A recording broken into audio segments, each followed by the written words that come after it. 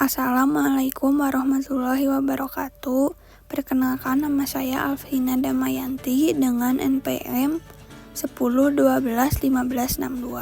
Di sini saya akan membahas leverage ratio.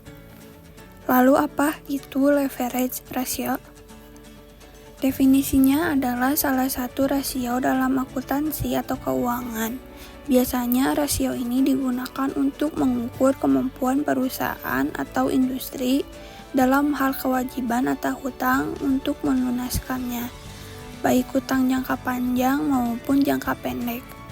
Menurut Fabozzi and Drake tahun 2009, leverage ratio adalah jenis rasio keuangan untuk menilai seberapa besar risiko keuangan yang telah diambil oleh perusahaan.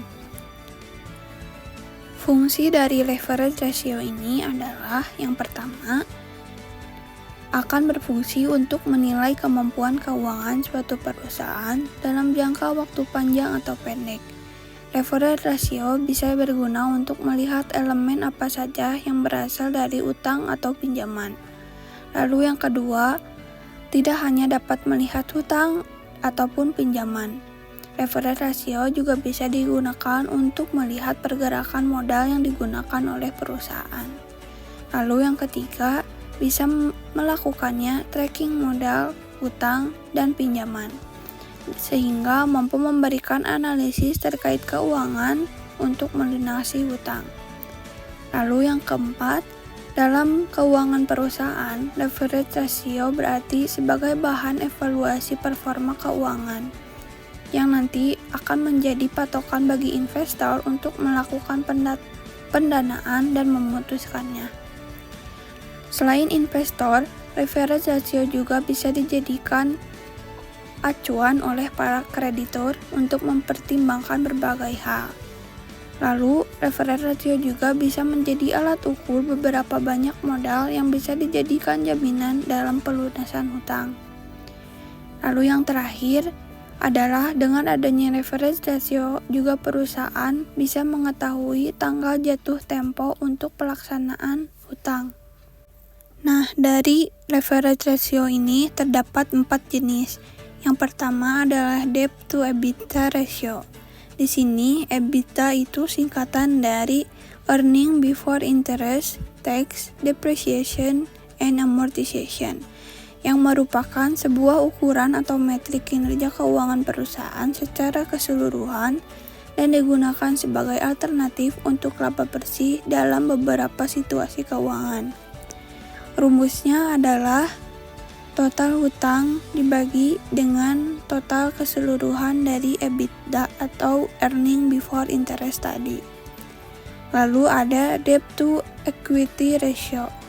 Rasio keuangan yang proporsinya relatif antara utang dan ekuitas dalam perusahaan untuk membayar aset yang digunakan. Rumusnya adalah total hutang dibagi dengan total ekuitas. Nah, di sini teman-teman juga mungkin tahu ekuitas sendiri adalah modal. Lalu yang ketiga ada debt to asset ratio. Seperti namanya, jenis ini adalah rasio yang sering digunakan untuk melihat performa perusahaan dalam mengelola hutangnya, agar bisa membayar aset yang dimiliki oleh perusahaan tersebut. Rumusnya adalah debt to asset ratio sama dengan total hutang dibagi dengan total keseluruhan aset. Aset sendiri seperti kendaraan yang dimiliki, lalu ada beberapa barang, lalu juga persediaan barang dagang, kas, dan bank. Lalu ada debt to capital ratio. Di sini adalah rasio yang terhadap modal atau debt to capitalnya berfokus pada hutang sebagai komponen basis dari total perusahaan. Apabila sebuah perusahaan memiliki nilai debt to capital ratio yang tinggi, maka risiko gagal membayar hutang juga akan tinggi dan tentunya akan berdampak pada keuangan operasional perusahaan. Rumusnya adalah total uang yang saat ini, kas yang ada kas dan bank, dibagi dengan total hutang ditambah dengan total ekuitas. Oke teman-teman, untuk lebih memahaminya, berikut adalah contoh penerapan dari leverage ratio ini pada perusahaan tempat saya bekerja.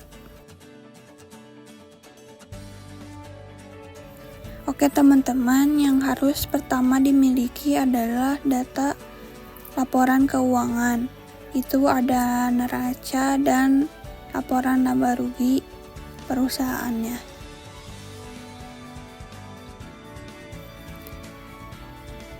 Nah, di sini saya telah menyiapkan Excel untuk menghitung dari leverage ratio 4 jenis tadi ya. Untuk menghitung debt to EBITDA, debt to equity, debt to asset, dan debt to capital ratio.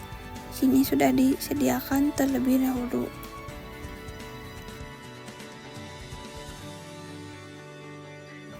Nah, langsung sama dengan untuk hutangnya ini kita masukkan ke laporan tadi, lalu dilingkan dengan total kewajiban. Lalu untuk total EBITDA tadi di laporan keuangan ini dimasukkan ya namanya, yaitu laporan bersih sebelum pajak. Nah, diklikkan saja. Oke, enter.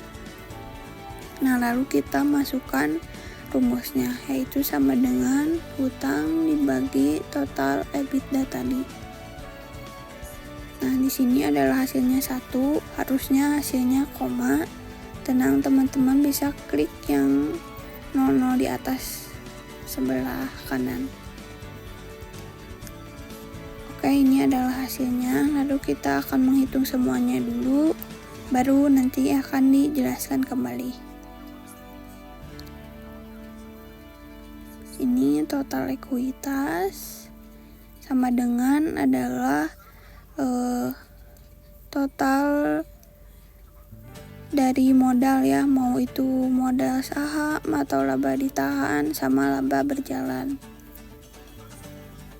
Oke, kita langsung masukkan juga rumusnya, sama dengan hutang dibagi total ekuitas. Nah, ini juga 0, kita jangan lupa untuk mengklik menjadikannya 0, ya teman-teman. Lalu ini selanjutnya adalah debt to asset, sama ya hutangnya. Lalu total asetnya di sini adalah jumlah aset di laporan keuangan. Jumlah aset sendiri adalah aset lancar dan aset tetap.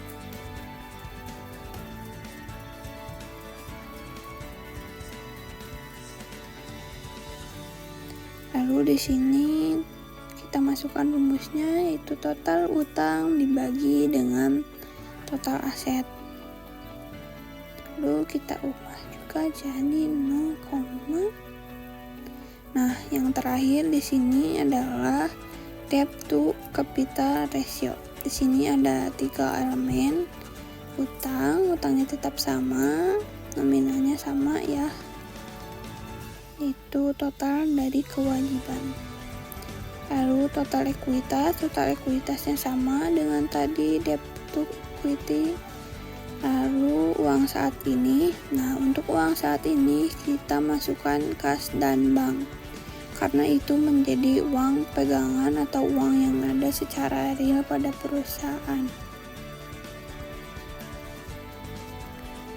Oke, lalu kita masukkan rumusnya, yaitu total uang saat ini dibagi dengan jumlah dari total utang ditambah dengan total modal atau ekuitas.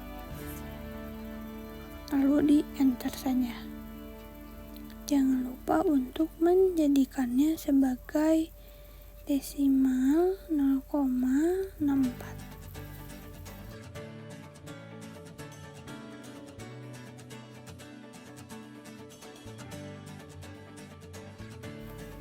Nah, dari 0, ini artinya sebesar 22%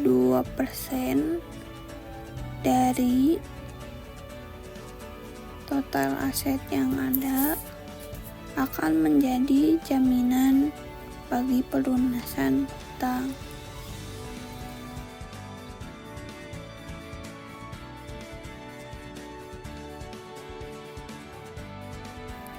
Dan dari total equity ratio ini artinya 28% dari modal perusahaan akan menjadi jaminan juga bagi hutang yang akan dibayarkan.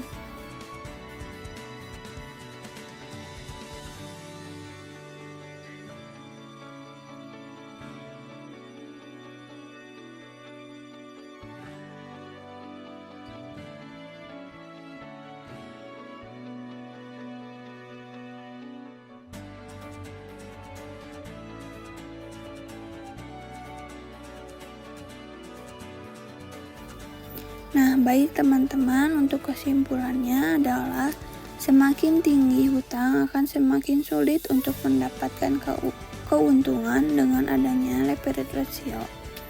Maka tingkat hutang menjadi semakin tinggi sehingga tidak dapat membuat perusahaan kesulitan untuk mendapat keuntungan. Nah, langkah yang tepat untuk menghindari hal ini adalah dengan menghitung secara detail dan cermat, kemudian disesuaikan dengan keperluan perusahaan. Lalu, jika semakin tinggi, maka beban psikologis perusahaan juga semakin tinggi. Memiliki hutang membuat perusahaan wajib melunasinya. Maka dari itu, dalam mengembangkan perusahaan, sebisa mungkin untuk menekan biaya yang dikeluarkan dan menghindari pinjaman. Oke, sekian dari pembahasan leverage ratio kali ini.